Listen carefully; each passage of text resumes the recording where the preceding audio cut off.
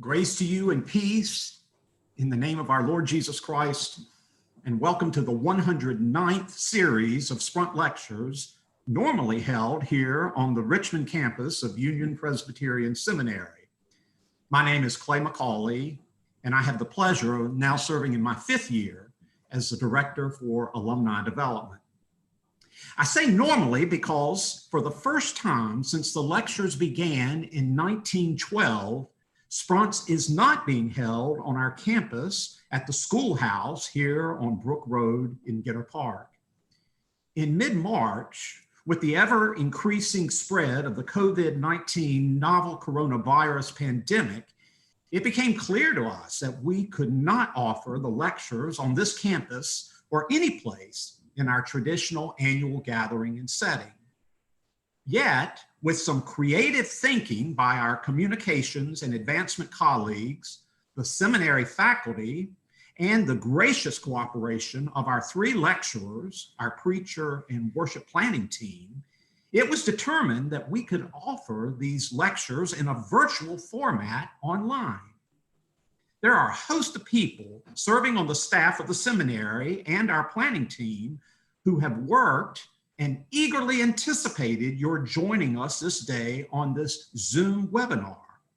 We're delighted to have you with us via this virtual format for the lectures, a panel discussion, worship, the BAA annual meeting held over the course of today and tomorrow. And here's where you come in. While most of you will remain unseen in a virtual format, in a virtual audience, those of you on Zoom are still able to communicate with us via the chat button located near the bottom of your screen. Some of my colleagues here, along with me, will be monitoring the chat comments during each of the lectures and events. Yet if you have a specific question for the lecturers while they are presenting, you can type your questions under Q&A, another button located near the bottom of your screen. So questions go into Q&A, comments go into chat.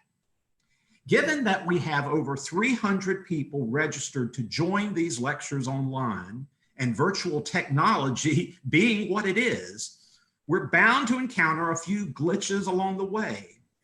We'll do our best to correct these as they arise. Yet I hope you will approach this historic presentation of these lectures and worship with a sense of divine grace and understanding as those made and who bear the image of God. I'm sure you will. I now call on our president of Union Presbyterian Seminary, Dr. Brian K. Blunt, who will formally extend his welcome to you, host this opening lecture, and later introduce the first of these 3 Sprunt lecturers. Yet, may I be among the first to say, we are glad you are here. The Lord be with you. Thank you very much, Clay.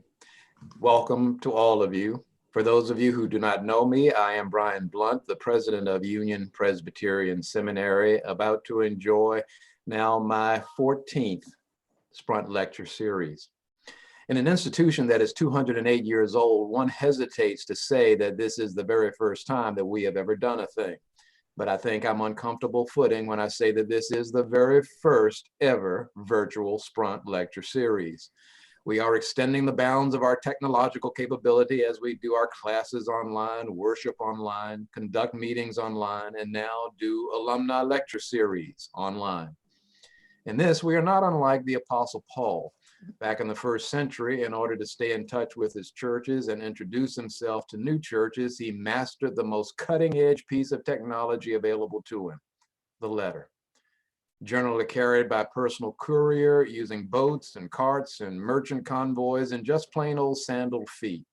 But he rose to the technological occasion and lifted the work of the church with him.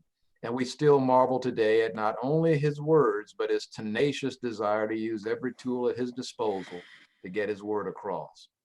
So this morning in the Pauline spirit, we reach out not through letter, but through the cloud. Unlike Paul, who was in prison when he wrote some of his missives, I am thankful that though quarantine of sorts in my basement home office, I speak with this wonderful freedom of access to all of you all over our country. Here in my home study, I am also there with you in your studies and kitchens and bedrooms and perhaps empty work offices if you have gone there to get a better internet connection. Wherever you are, know how delighted I am that you have chosen to be here virtually, but still here, yes, with us for this historic version of the 2020 Sprunt Lecture Series. I have been told that this year we have a record number of registrations. I'm delighted that you did not allow the circumstance of the pandemic to deter you from being with us and learning from our lecturers. I suspect that ironically enough, some of you are able to be with us precisely because the lecture series is online this year. Travel to the laptop on your kitchen table, I suspect, was a less arduous journey than the trip might have been to Richmond. You form a cloud of witnesses in a very real sense this day, and I am overjoyed to be in your midst. Still, as did Paul, I long for the day when we will not only be connected through the medium of our latest technology, but when we will be able to gather in each other's physical presence, and the lectures will reverberate once again off the walls of Watts Chapel. But for this day, we gather virtually. But thanks be to God, we do gather. Welcome. Let us pray. God, guide us this day as we think together across computer screens connected virtually. Guide us this day as we think together as your community of the faithful connected spiritually. Guide our world and our country and our communities as we gather in the midst of this global pandemic that oppresses and confines and hurts us. Help us to see through the loss and the fear through the lens of resurrection, hope, and possibility. Help us to find ways to overcome and achieve even in this unusual time, to use the resources with which we have been blessed to bless others, to heal others, to stand with others, to applaud the essential others, to teach one another. And so this day and this time, we give thanks for the blessing of our virtual community that allows us to continue learning, to continue growing, that we may take what we have learned and put it to use in the church today and tomorrow and in the years to come. We are thankful to learn from gifted scholars whose thoughts will help us think more creatively and to utilize our gifts more resourcefully in the education of your people and your church. For them and the blessing they will bring to us, that we may one day carry to others, we give thanks. Amen. Our first lecturer for the day is a good colleague and friend, Dr. Allan Hugh Cole, Jr. My connection to Dr. Cole goes back to paths crossed at Princeton Theological Seminary and Austin Presbyterian Theological Seminary. Indeed, I recall with great gratitude my first visit to Austin Seminary. Then Dean of the faculty at Austin, Dr. Cole, was my guide for the day. He met me at the airport. He shepherded me to campus. He was my personal host throughout my visit. A warm, gracious, generous colleague he has always been. He has a way of making you feel that even your first visit to a place is like a journey into a community where you feel as though you have always belonged. It was my hope to have made him feel that way here on his visit to Richmond. Hopefully that day will yet come, but for now I hope that he can feel through the cloud how wonderfully excited the Union Presbyterian Seminary community is to have him in our virtual presence. Professor Cole is Senior Associate Dean for Academic Affairs and Professor in the Steve Hicks School of Social Work at the University of Texas at Austin. He is also Professor of Psychiatry in the Dell Medical School. His current research interests include social work and chronic illness, health humanities, the psychosocial development of boys and men, and social work and religion and spirituality. Dr. Cole received a BA in philosophy from Davidson College, an MS in social work from Columbia University, and both the MDiv and the Ph.D. in practical theology from Princeton Theological Seminary. He has been a visiting lecturer at Princeton Seminary and served as both dean and the Nancy Taylor Williamson Distinguished Chair of Pastoral Care at Austin Seminary. He is the author or editor of 10 books, the latest being Converging Essays in Psychology, Religion, and Caregiving in 2015. He has also written The Faith and Friendship of Teenage Boys, A Spiritual Life, Perspectives from Poets, Prophets, and Preachers, Good Morning, Getting Through Your Grief, Be Not Anxious, Pastoral Care of Disquieted Souls, and Losers, Loners, and Rebels, The Spiritual Struggles of Boys. He is currently working on a book for Oxford University Press on counseling people with Parkinson's disease. He also serves on the board of directors at Power for Parkinson's, a nonprofit that provides free exercise, dance, and singing classes to those living with Parkinson's disease in Central Texas. Because our time with Dr. Cole will be virtual, you will have a unique opportunity. You may type your questions for Dr. Cole in the Q&A tab at the bottom of your computer screen. Dr. Karen Marie Yost will monitor these questions and share them with Professor Cole before the lecture concludes and in the Wednesday panel discussion. And now, Dr. Cole. Thank you, President Blunt, for that very gracious introduction. As I was preparing for today and reflecting on years past, I was taken back to 1993 when I was a student of yours in your Gospel of Mark class at Princeton Seminary. And it occurred to me then and now how much you helped to open my eyes to a number of things that I had not seen as clearly before then, and in particular matters of justice, which I will talk about today, but also matters of God's love and the way of Jesus, which I'll also talk about today. Thank you for those experiences, for your friendship and your mentorship in the years since, and I'm deeply honored to be here today in this community. I also would be remiss if I didn't thank a number of people who did a lot of heavy lifting to move this lecture series online. I want to extend my heartfelt thank you to Clay McCauley and Karen Marie Yost, Becky Davis, Mike Frontiero, John Wilson, Richard Wong, Nicole Smith, and I'm sure countless others who are behind the scenes making all of this happen. Also honored to be sharing this series with Evelyn and Jean, whom I have learned from and no doubt will continue to learn from in the days ahead. And all of you, thank you for being here. It's a difficult time for our nation and our world, and it's good to be together as people who care about things that continue to matter, maybe more than ever, and to have the opportunity to reflect on those together. If I could tell you just a story before I get started here. When I began thinking seriously about attending seminary in my adolescent years, I began to hear a lot of things about Union Seminary. And that was because most of the pastors I knew and the educators I knew, people who would become my mentors, were Union or PSCE grads. And after I graduated from Davidson College, or what we then called Union's waiting room, a number of people began to put the hard sell on me to attend Union Seminary, not the least of whom were my session in my church. And I have to say that the attraction was very, very strong. I've always held Union in the highest regard. It turned out not to be quite as strong as my attraction to a young woman who lived in New York at the time, who would eventually become my wife. So I ended up at Princeton Seminary. But as we say in Texas, I got here to Union as soon as I could. And again, it's truly an honor to be with you today. I'm going to talk about anxiety and social justice as spiritual conduits for young adults in a multi-religious world. And I'm going to envision this, and I hope that you will help this come to fruition, as really more like a conversation than singularly a lecture. I'm going to talk for a while, but then I'm going to pause and leave some space for some questions and some dialogue, I hope, around these issues that I think are really significant for all of us in the church and in the world. So feel free to note your questions, and there will be time for us to engage them. But I'm going to make a couple of claims in this lecture, and I want you to consider them with me, and I'm going to try to convince you that these claims are true.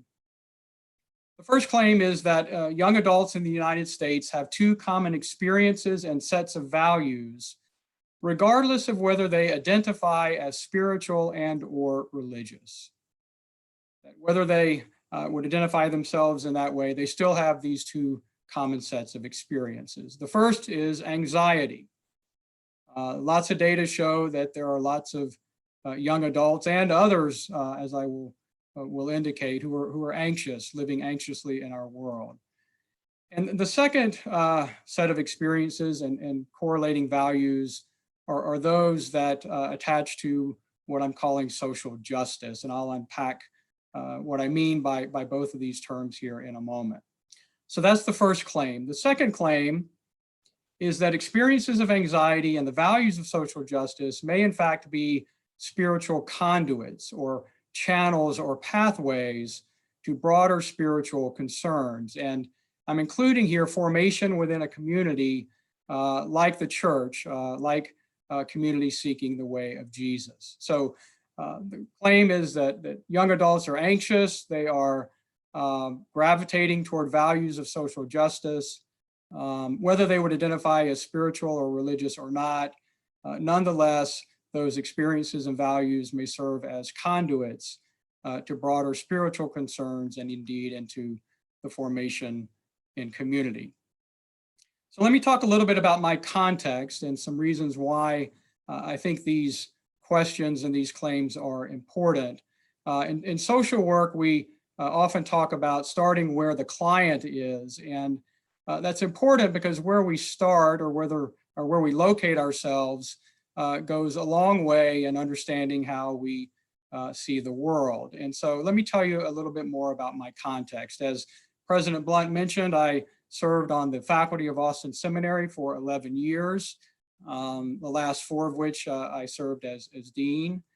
And I've been at the Steve Hicks School for 6 years now, and have in a lot of ways continued a good bit of the work that I did at Austin Seminary. Now, before I came to the Steve Hicks School, I assumed that in making the move literally across the street here in Austin, 27th Street, to make the move to UT, that the students that I would encounter and have the opportunity to teach would be quite different from one another. And that's true in some senses, but what I found out is that really our students at Austin Seminary and our students at the UT School of Social Work have a lot of things in common. So students at Austin Seminary, when I was there, were smart and interesting and devoted to their work. They felt a calling to support individuals and communities in need. They wanted to be change agents in people's lives and to make a difference in the world. And many of these seminary students also sought to stand and to live in solidarity with those at the margins of status, power, and privilege. All of them, of course, hoping to follow the way of Jesus and to lead others in that same path. And I suspect that that's not altogether different, probably very much like the students at Union Seminary. I think Austin Seminary students and Union Seminary students are much more alike than they are different. Well, it turns out that University of Texas social work students are a lot like that as well. And what I discovered in making the move to UT is that while some of my presumptions about the differences among our students held to be true, a number of my assumptions turned out not to be true. Our students, again, are motivated by many of the same kinds of things that seminary students are motivated by, and they struggle with many of the same things that seminary students struggle with. And one that I'm going to talk about today is anxiety. So I began, as I was preparing for these lectures today, to think about how my context influences how I'm coming at these questions. And I think it's precisely what I said, that my research, both as a pastoral theologian and more recently as a social work educator, have convinced me that young adults who are living in a multi-religious context will share a lot of experiences in common, even though those might not be all that apparent at first blush. So let me define some terms for us so that I can make sure that we're on the same page. What do I mean by young adults? Well, I'm talking about folks who are between the ages of roughly 18 to 35. There's some disagreement about what this developmental period, what the markers for this developmental period are. But for our purposes, I'm going to focus on the 18 to 35 age range. And I'm really going to be talking a lot about millennials, which again, for our purposes, will be those born between 1980 and 2000. So the youngest of whom are about 20 now, so they fit into that 18 to 35 age category. What does it mean to be multi-religious? Well, I'm using this term in two senses. One is those who live in a country or a society or in an area or region who have followers of more than one religion. So a religiously pluralistic environment. So you have Jews and Christians and Muslims and Hindus and Sikhs and et cetera, living all together in a pluralistic context. That's one meaning of multi-religious. Another meaning that I will incorporate is what more and more people are talking about in terms of spiritual fluidity these days. And that refers to an individual or a group of people who at the same time will identify as belonging to more than one religion. So a Christian Buddhist, if you will, someone who identifies with both of those religious traditions would identify as spiritually fluid. This is what I mean by anxiety, and I'll say a lot more about this, but just so that we're on the same page in the beginning. It's an emotion that's characterized by feelings of tension and worry, thoughts that are intrusive, that one can't push out of one's awareness, physiologic changes. It often occurs in people suddenly and then sticks around for a long time until it's treated. It can lead people to avoid certain situations out of worry or concern, certain circumstances, people, et cetera. And then it causes physiological changes that you see noted there: sweating, trembling, dizziness, a rapid heartbeat. If you've ever felt anxious, and who among us hasn't, I think you can identify with what I'm saying. What do I mean by social justice? Well, this is the definition that I'm using. It's an ideal condition in which all members of a society have the same rights and protections and opportunities, as well as obligations and social benefits. Implicit in this concept is the notion that historical inequalities should be acknowledged and remedied through specific measures. So we should not only recognize that problems have existed and do exist in our social context, but we should do some things to try to rectify those problems. And then as a key social work value, social justice entails advocacy to confront things like discrimination, oppression, institutional inequities, and other systemic problems. Here's another way of thinking about social justice that I hope you'll consider. For I was hungry and you gave me food. I was thirsty and you gave me something to drink. I was a stranger and you welcomed me. I was naked and you gave me clothing. I was sick and you took care of me. I was in prison and you visited me. That's from the Gospel of Matthew, Jesus' words. And then the proverbial saying, if you will, speak out for those who cannot speak. For rights of all the destitute, speak out, judge righteously, defend the rights of the poor and needy. So I'm at least making the claim that the values of social justice are consistent with the values of Christian faith. I'm not suggesting that the values of social justice exhaust what it means to be a faithful Christian person, but I am saying that the values that I've just mentioned in describing social justice are, at least in my reading of the gospel, consistent with the values of Christian faith. And so I'm also suggesting that young adults who embrace the values of inclusion, equity, and fairness, and lots of them do, as I will show you here in a few minutes, as well as who embrace ending things like poverty and racism and classism, these often link for these folks to broader spiritual concerns. So in their eyes, the values of social justice are certainly consistent with the values of Christian faith and indeed other faith traditions. Just quickly, this is what I mean by spirituality. It's a process of human life and development. It focuses on the search for meaning, purpose, morality, and well-being. It's in relationship with oneself and others, as noted there. There are identifiable priorities that are attended to, and it engages a sense of the transcendent.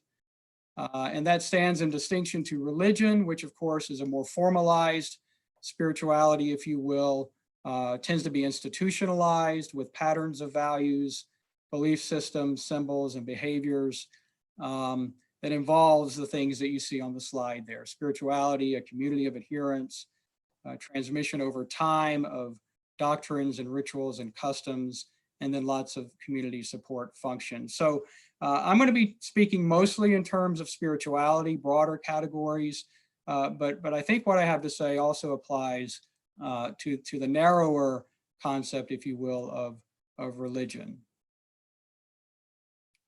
So I want to pause here just to take a sip of water and ask if you have any questions about anything I've said or defined so far.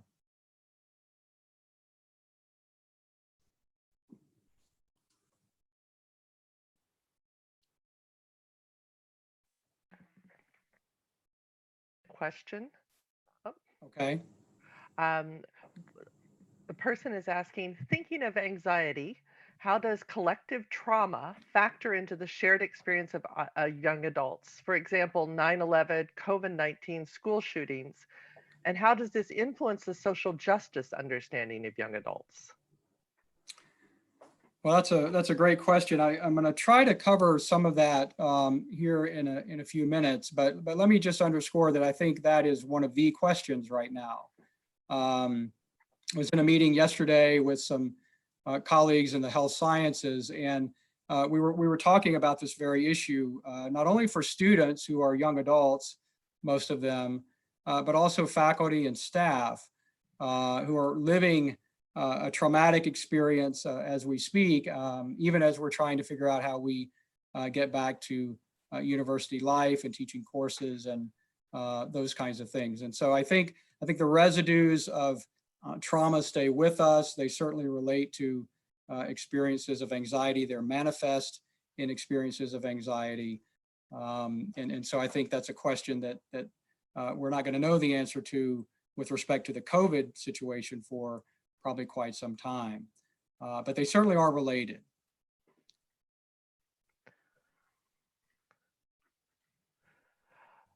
We have another question.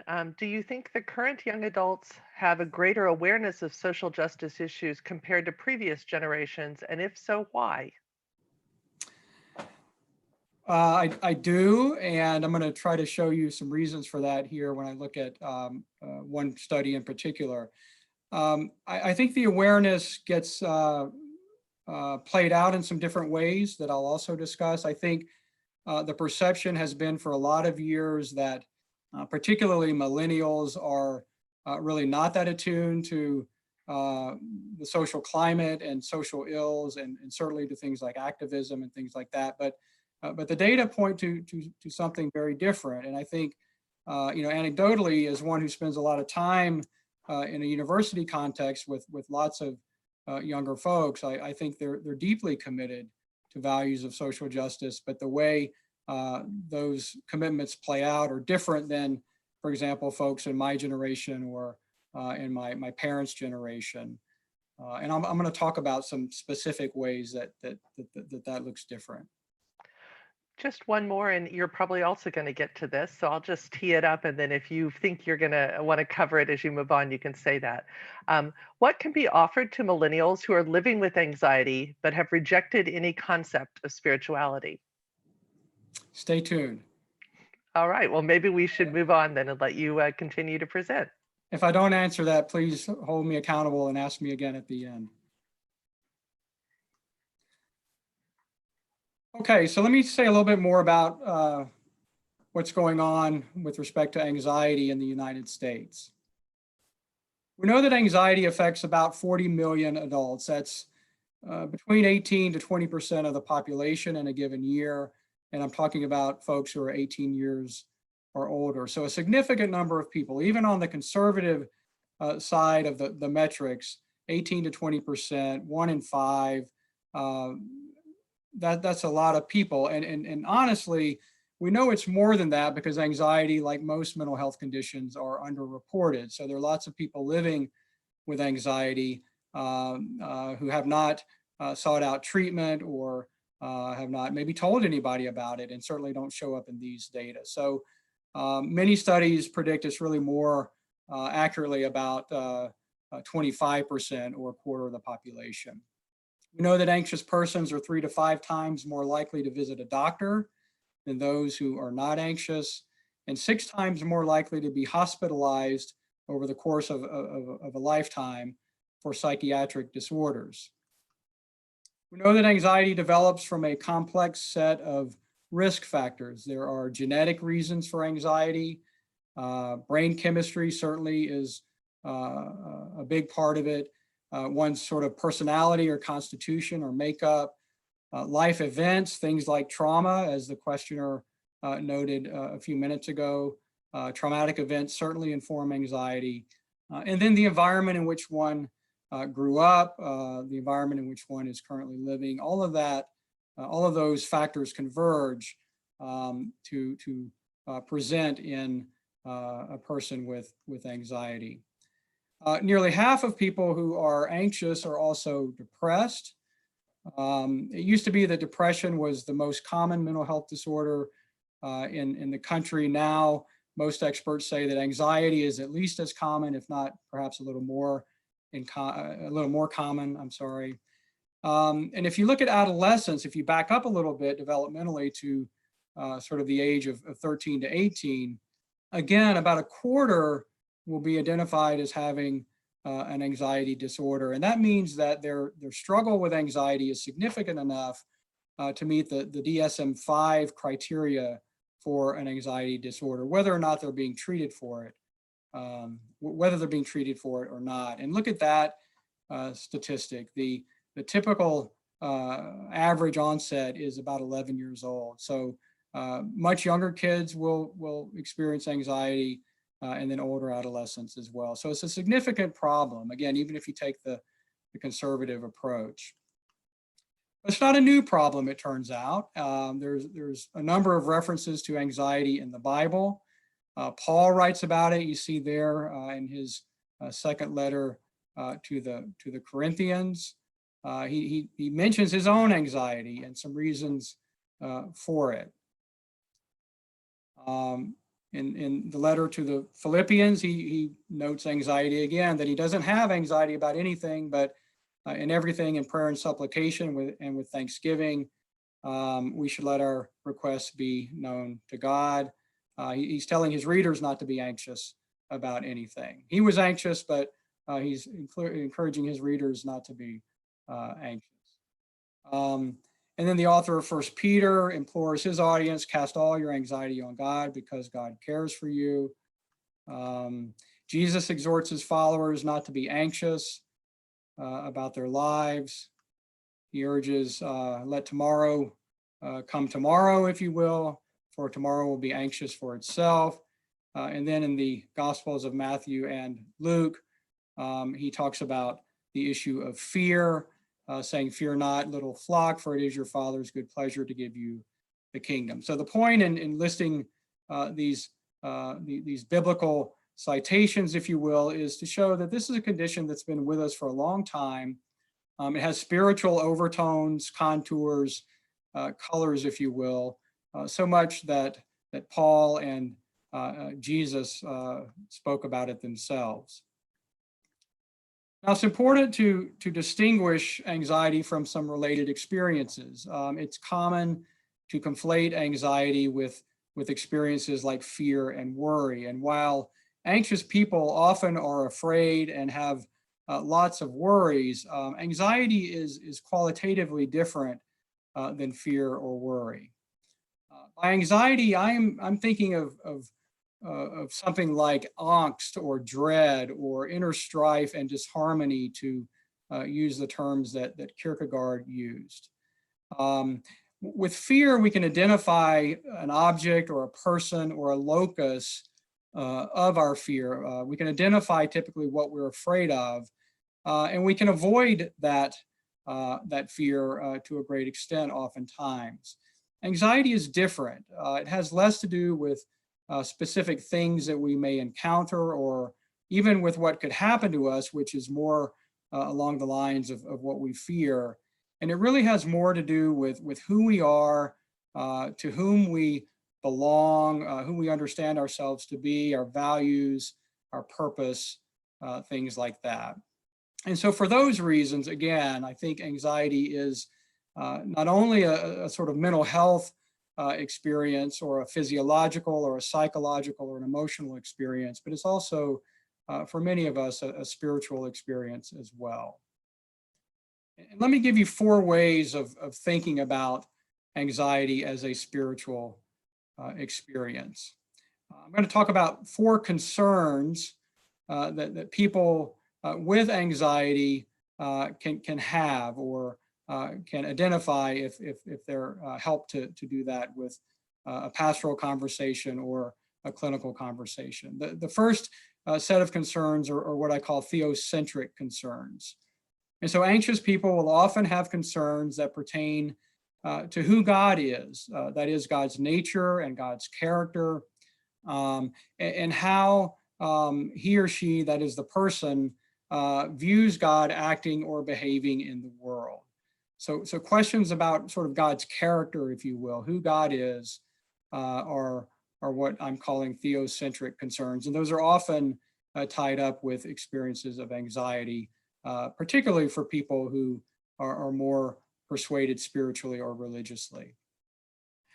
Theo-relational concerns turn on what we might call our personal relationship with God. So if theocentric concerns have to do with who God is, theo-relational concerns have to do with who we are by virtue of who God is. That is, questions of what God thinks of us, the stance that God takes in relationship to us, etc.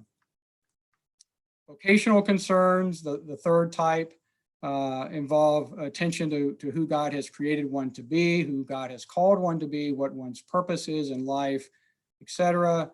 And then mortal concerns have to do with 3 principal issues: life after death, what happens to us when we die, if you will, how much of life is yet to be lived, especially my own life, before death, and then finally, whether one's life has been or will be meaningful, faithful, and true. So I'm suggesting again that these are 4 ways in which a sort of spiritual view of anxiety, questions of a spiritual nature, will come into play for many people. So the question is, how can we relieve some of this? That was one of the questioners, previous questioners asks. And so let me touch on that just briefly, and then I'll say more down the road. One is by strengthening what Edwin Hallowell, a psychiatrist, calls connectedness. People who are anxious tend to feel disconnected from other people and even from themselves, certainly from God, in my experience. And so strengthening bonds of connectedness, particularly in one's most intimate relationships, but also in communities of which one is a part, is really important. And I suggest one way in which the faith community can play a role collectively in the problem of anxiety. Offering reassurance. Anxious people need reassuring. If you've been an anxious person yourself, or you live with anxious people or love anxious people, you'll know that reassurance goes a long way. Hallowell says that really anxious people want to know that everything is going to be okay. And in my experience, people will often find their way into churches and religious communities because they need something like that. They need to be assured that that whatever they're struggling with, everything is going to be okay. And perhaps the narratives of the Christian faith or the other traditions of which they're a part will offer that kind of reassurance.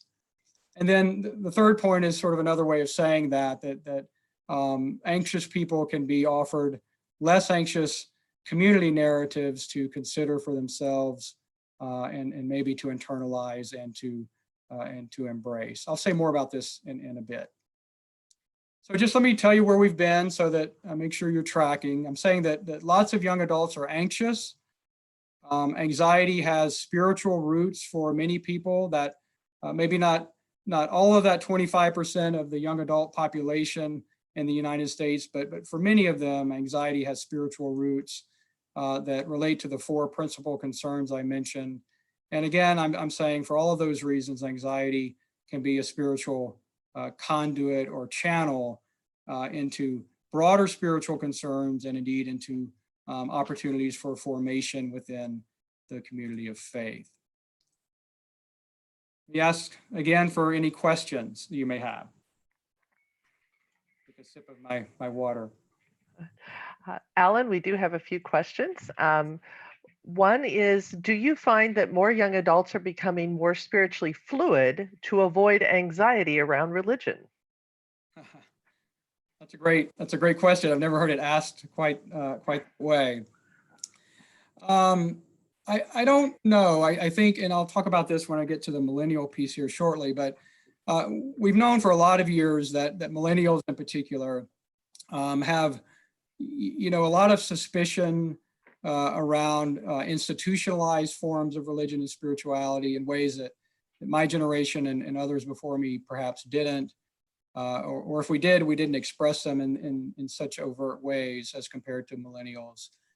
So I think there's some of that sort of the openness of spirituality, the potential to be fluid is attractive for this group of folks. Can anxiety relate to that? Certainly, but I want to think a little bit more about that question before saying too much more. I certainly think that the young people nowadays appreciate options spiritually, and there are a number of reasons for that, which I'll touch on some of them here in a few minutes. Also, a question about authenticity and offering reassurance. What if everything isn't going to be okay? What then? Yeah, well, one thing we know about millennials, and I think this is one of the many virtues that all of us can embrace as we try to model it, is authenticity. And I think for all of us, the key is trying to figure out ways that things will be okay, even if things aren't okay. That for anxious persons, we don't want to be inauthentic and sugarcoat their experiences by offering platitudes or unfounded reassurance. But I think in terms of sort of naming what Jürgen Moltmann has identified as the suffering in suffering, that if we in faith communities, for example, can hold out in authentic ways both the struggles but also the supports available for anxious persons, it may not make it go away, quote unquote. One may not get through their anxiety completely, but perhaps it removes the suffering in suffering that otherwise would be experienced. So again, even when things aren't okay, maybe there are ways in which we can make them better and okay in sort of a qualified sense. Let me just ask one more because it seems related to that, and then we'll let you move on. There's a question in terms of how ministry leaders, church leaders, lay people, et cetera, can best meet people where they are within our skills or trainings while not crossing the line of treating or diagnosing. So in what ways do we truly help people, enable them, or harm them in our efforts as church to help in times of anxiety? It's a great question, and not to shamelessly plug my book, but in 2008, I wrote a book called Be Not Anxious, Pastoral Care of Disquieted Souls.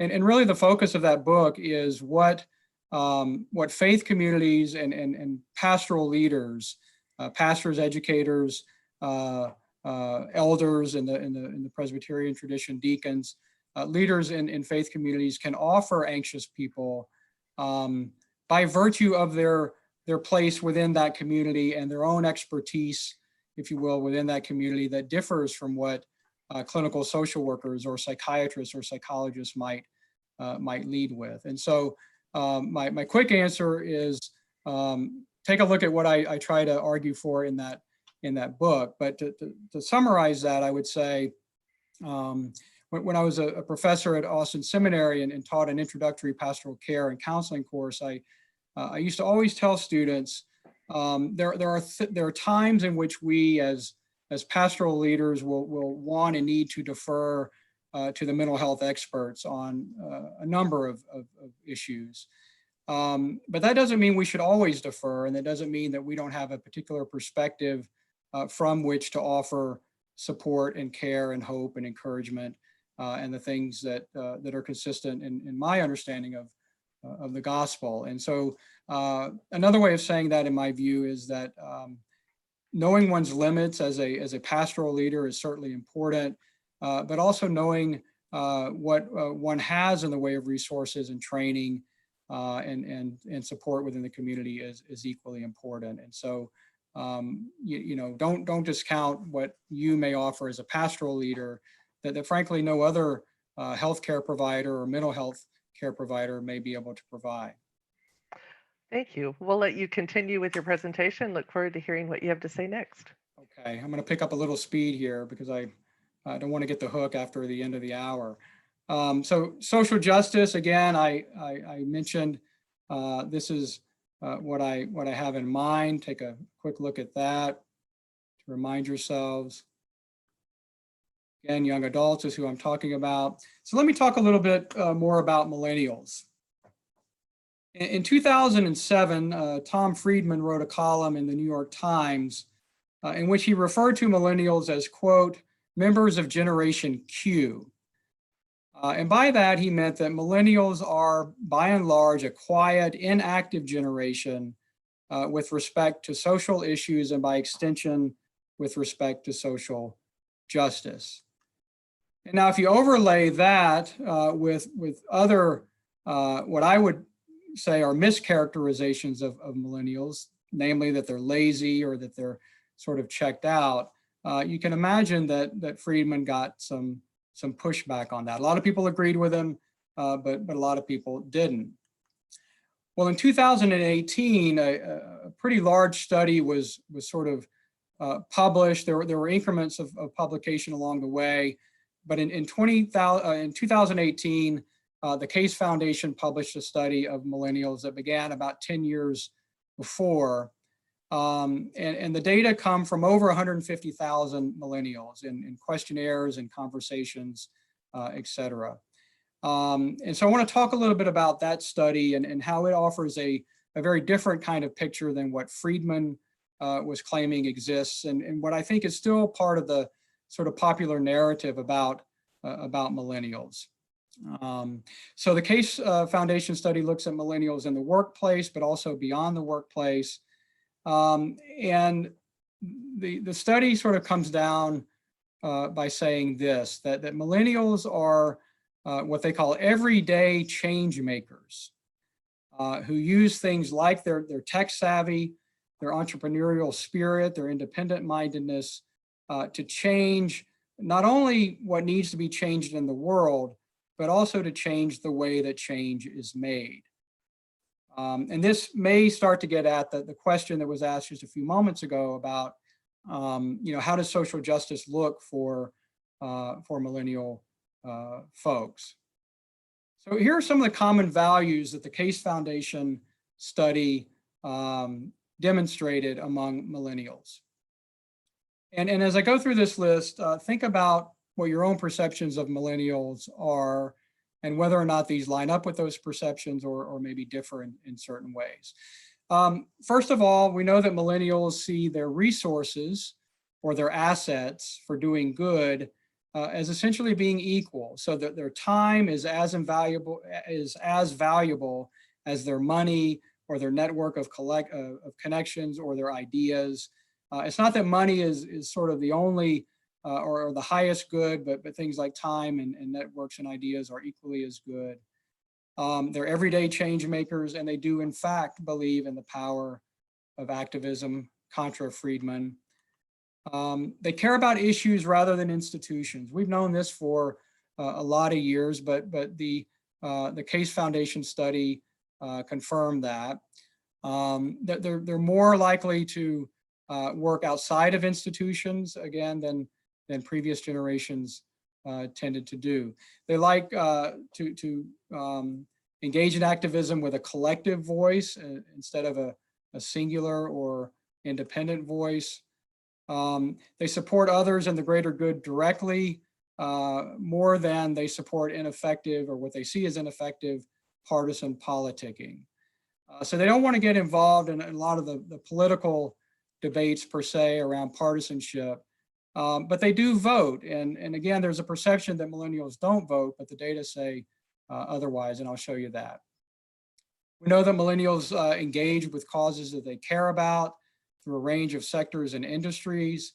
Again, they employ innovative approaches to doing that.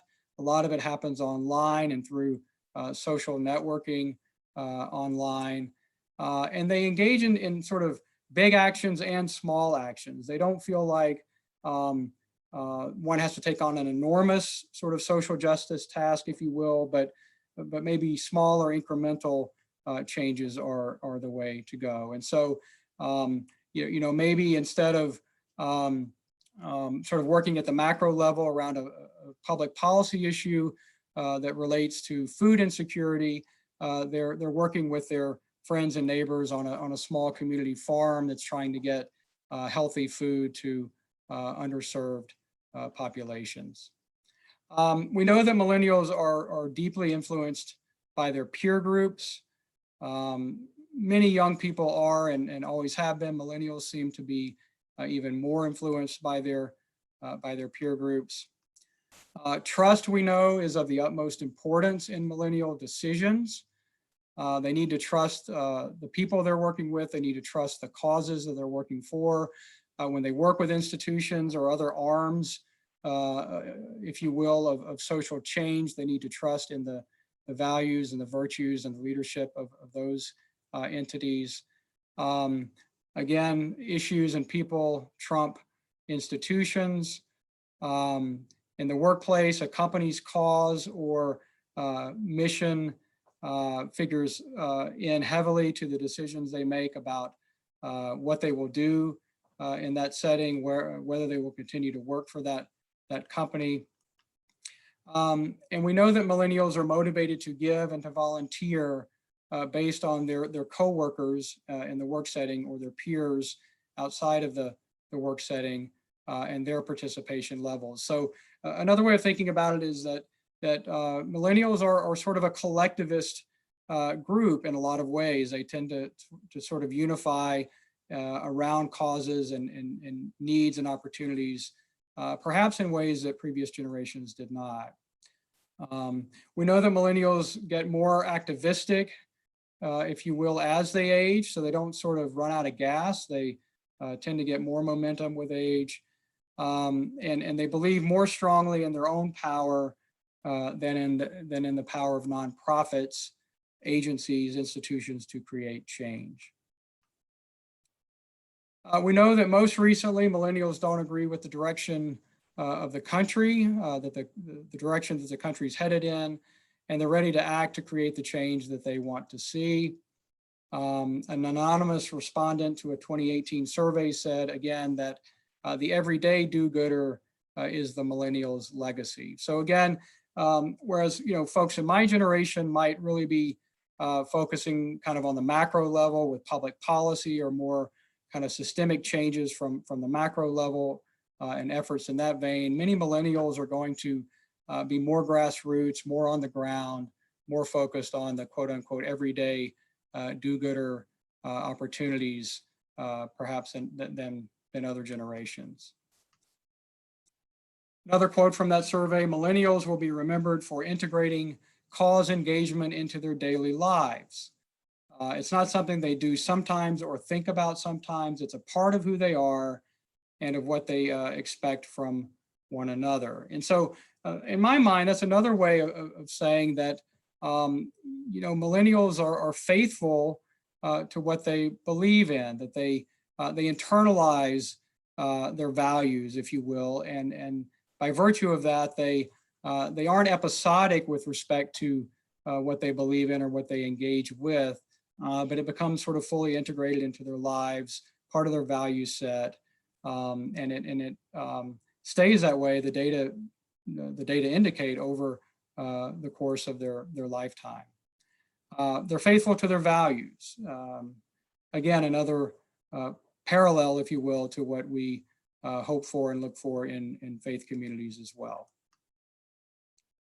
Here are some specific things that millennials care about. They care a lot about civil rights, and particularly matters of race. You've seen a lot of this in the last decade and a half. Civil rights garners a lot of attention among millennials. Healthcare is a big issue for millennials, for themselves, as well as their aging parents and grandparents. More millennials are more likely to support comprehensive national healthcare approaches as opposed to more privatized approaches. Again, the more collectivist sort of bent on things. Education and employment, access to education and employment for all people. We know that millennials care a lot about those issues too.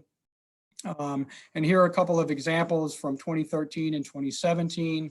Millennials were heavily involved in the Black Lives Matter movement, as well as the Women's March, and there are lots of other examples, but those are two that most of us probably know about. And they're really driven by opportunities and really obligations in their minds to engage on behalf of people who cannot speak for themselves. And so, again, harking back to the comparison between Austin Seminary students and UT social work students, many millennials, most in fact, will identify as being in solidarity with folks who are on the margins of power and influence and status and resources. To a degree not seen in any previous generation, millennials see themselves in the shoes of others who do not look like them, speak the same language, have the same education, or come from the same background, perhaps because of their high level of diversity. So millennials really value diversity and look for opportunities to engage in diverse experiences with diverse groups of people and to promote greater diversity across the landscape. We know that millennials are driven largely by what their hearts tell them to do, where their hearts lead them. So while they're loyal, they're not loyal, again, to institutions that serves an issue. They tend to be loyal to the issue. And this survey indicated that millennials support on average about 5 different nonprofits each year with their time, their talents, and their resources. The strength of their passion is always reflected in their belief in themselves. Millennials tend to have a pretty strong belief in themselves. And we know that if millennials believe they can improve the world, and in 2016, 86% who were surveyed said that they can indeed make a difference, then they want to do so wherever and as much as they can. They believe they have something to offer, they're ready to offer it. And so again, all of this really counters what Friedman was saying about Generation Q, that they're quiet and sort of removed from concern about these issues and certainly removed from the struggle of engaging these issues. These data would certainly contradict that. Just some other quick data to think about. In 2011, 63% of millennials gave to 3 or more nonprofits. 1 year later, they gave to 5. And nearly 90% plan to give to 5 again the following year. In a 2015 survey, nearly 90% of millennials articulated that a compelling mission or cause, not an organization, was what motivated them to give. So they're both empathetic to the needs of others and they're discontented with the status quo. They want situations and conditions that are worsening people's lives to be fixed, but they don't trust government typically to be foremost in addressing those ills effectively.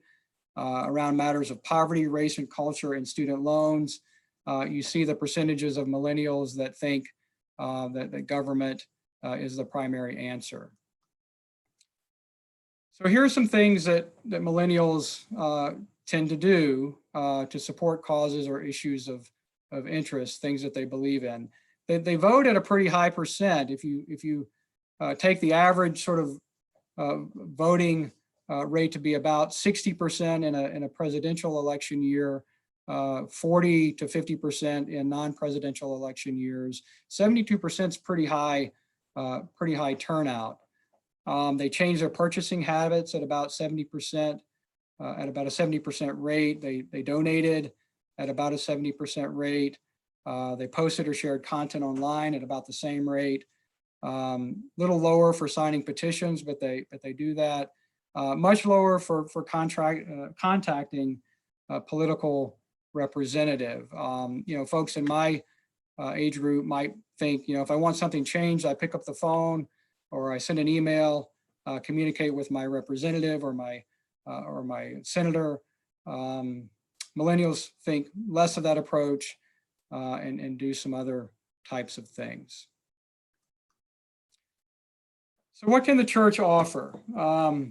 Sort of what's the payoff for all of this? And I want to make a few suggestions in the way of strategies. And in saying this, I'm going to punt a little bit and say that those of you in the audience are more expert at this piece than I am, for sure. And you will be the ones who will want and need to figure out how best to operationalize these sort of more macro strategies. But I want to at least suggest for conversation purposes some things that we can collectively be thinking about. The first is to start where the client is. When I was in seminary, and I think the same is true today, when we thought about mission and evangelism, reaching out to people who are not currently members of the faith community, if you will, we talked about the importance of meeting them where they are. And I think that's true with respect to this population too. We need to meet them where we are. In social work terms, we need to start where the client is, not where we think the client should be or where we think we can help get the client, but where they are. We want to start where they are, meet them where they are, much like good mission work is done. We want to give priority to inviting, nurturing, and building on the importance placed on human connection. This gets to the authenticity piece that was raised a few minutes ago. Millennials deeply value authenticity, hospitality, inclusion, things that the church says it cares about, but in my experience doesn't always follow through as well as it could in offering those kinds of opportunities and experiences, particularly to people who are not already part of the fold. And again, I think emphasizing values of justice, equity, inclusion, and transformation remain as important today as they ever have been in the church. The way those values get operationalized may be changing in some regard, but the values themselves, I think, are still in play. I think they're eternal values. I think they relate not only to social justice, but as I've said, to values of the Christian faith that are ancient in scope. And so I think looking for opportunities to emphasize those values within the ministries of the church is as important as it ever has been. So I want to talk about community practices that might facilitate some of that. Keep in mind the kinds of things that we do in the church, the kinds of things that we do that create and sustain new ways of seeing, knowing, and being in the world are really important. When a millennial person is coming into the church with perhaps a hermeneutic of suspicion, qualified sort of interest in the church, I think it's all the more important for us to be sure that we are trying to create and sustain new ways of seeing, knowing, and being in the world that are consistent with the values of the gospel, but also the values of justice and inclusion that millennials deeply care about. So again, practicing hospitality, practicing ministries of care, practicing ministries of justice, all of those are important, as they always have been. Probably no newsflash here, but I think if you want some additional reasons to invest in those strategies, these data would indicate if you want to attract young adults, this is where you should spend your time and your other resources. So again, just to sort of wrap up, I think of social justice primarily in these terms as a person of faith. Even though I work as a social work educator and with social science more than theological reflections these days, I still think of social justice personally, primarily in these kinds of terms. These are the values that I think inform appropriate social justice and social action. And so I would ask you to consider that for yourselves too. And so just returning to my claims, I started out by claiming that young adults in the United States have two common experiences and sets of values, whether they're religious or spiritual or not. Those are anxiety and social justice. And I also said that experiences of anxiety and values of social justice may be spiritual conduits, may be pathways to broader spiritual concerns, including formation within a community seeking the way of Jesus. I appreciate this opportunity. Look forward to questions and conversation, and to Evelyn and Jean correcting anything that I've gotten wrong. So let me pose a couple of questions to you. We've had quite a few coming in, so some will have to roll to our panel tomorrow at 11. But I've got two sets of questions that each have two parts related to them. The first one is really a question about how these studies looked at differences among cohorts of millennials. So a question about whether the studies are limited to seminary and college students, or if they looked at millennials who have a high school education or less, and also if there's a qualitative difference in anxiety and commitment among millennials of color, rather than thinking of millennials as just one cohort. Yeah, great questions. Let me take the first one, and then I might ask you to remind me of the second one if I need that. So the data that I've presented today, I've tried to draw from studies and other data sets that are as inclusive as I can in an hour and change time frame. It's not to say that this captures every millennial's experience, or that every millennial would find himself or herself represented in these data, but the Case Foundation study, I think, is a pretty inclusive one, in that they certainly looked at professional types of millennials, but also broader groups of millennials with different educational backgrounds, socioeconomic status, et cetera. Race, ethnicity, also part of those data. Certainly one's experience in the world is shaped by all kinds of things that are particular to that person, and in many cases to the groups to which that person belongs. And so questions of race and ethnicity and socioeconomic status and education, political orientation, all of those things come into play. And there's diversity among millennials, as there is diversity among any cohort. But having said that, I think the data are pretty convincing that there are at least some patterns here that we should pay attention to. And the second question, Karen? The second one was about qualitative difference in anxiety and commitment of millennials of color. I think you began to point at that. Yeah, I mean, I think in many ways, millennials of color care about all the things that I've talked about today, which millennials in general will care about. Certainly how those cares and values get operationalized, the context in which that happens will differ among people across various demographics. But I guess I'm saying I think that this represents, at least my read as an outsider of the data, for persons of color as well as broader, larger groups of people. Not to minimize the distinctions, please hear that, but also to say I think that many millennials of color will find themselves represented in these data. The conversations I've had would indicate that that's accurate. And then the second set of questions, which came in one right after another and seemed very connected. One person asked, it seems to be reported that this age group's often missing from our mainline churches. Why do you think that is with regard to the care for collective care, justice, and community? And the second question is, how is the church being influenced by these generational factors named about millennials, as we have many millennials, myself included, who are church leaders?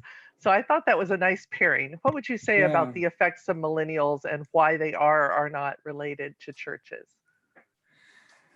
Well, I mean, these perceptions have been around for a long time, but I think the perception of the sort of institutionalization of the church, whether that's fair or unfair, I think the perception is that it's hard to sort of change the status quo when one is tied to such institutionalized forms. I mean, we've seen this in the church for a couple of decades now, almost, right? Or maybe a couple of decades, where people are thinking about doing church in new ways, and we'll probably hear some about that in our time together over the next couple of days. And so, I mean, lots of smart people, seasoned people, committed people have been thinking about these questions for a lot of years. And again, I think many of you in the viewing audience today are going to be more expert on the solutions than I will be. But I want to make a contribution in this way, namely that paying attention to why millennials are as they are, quote unquote, or why they embrace the values they embrace or tend to engage in the behaviors they engage in, their affinity or lack of affinity for institutions, all of that remains important. And to the extent that we can drill down deeper into those rationales or those motivations or those reasons, perhaps the better opportunity we have to be more precise in trying to offer a thoughtful response in our faith communities. The second question, or the second part of the question, is true. I mean, nowadays millennials are increasingly in leadership positions, and that's a great thing in my opinion. I think that I see the church changing by virtue of that. I see more of an emphasis on a number of the values that I've tried to hit today, by virtue of younger generations of leadership stepping in. I see that in the academic world too. So it's not just tied to the church, but this is still a relatively new phenomenon. I mean, if millennials are now between sort of 20 and 40 or something like that, we'll see what the next decade or couple of decades look like. But I think it's already changing, in my view, for the better. I think the church is more invitational, it's more open, it's more inclusive, it's less tied to institutionalized forms than it's ever been. But I guess I want to just say let's keep hitting on those values and those opportunities. I think that's all the questions we have time for now, but we are keeping track of all of them, and we'll try to bring some of them back at the panel discussion tomorrow. But thanks, Allan. Thank you very much. Thank you very much, Allan and Karen Marie. Allan is a wonderful lecturer, and I very much appreciate having the opportunity to be in the classroom listening to you this time. It's just wonderful to be a part of this opportunity. Let me remind everyone that we are having worship at 11 o'clock with the Reverend Jessica Tate of Next Church, and we are going to be at that worship also participating with communion. So those of you who are with us for worship may want to gather whatever elements you will use so that you can participate together as the community does participate with worship. Again, Allan, thank you so very much for this wonderful lecture and for your engagement with us. And I love the way you describe Union and Davidson. I'll remember that, the waiting room. I'll remember that quite a bit. So you take good care of yourself, and we will look forward to more opportunities in the future. Thank you. It's been my pleasure. Blessings.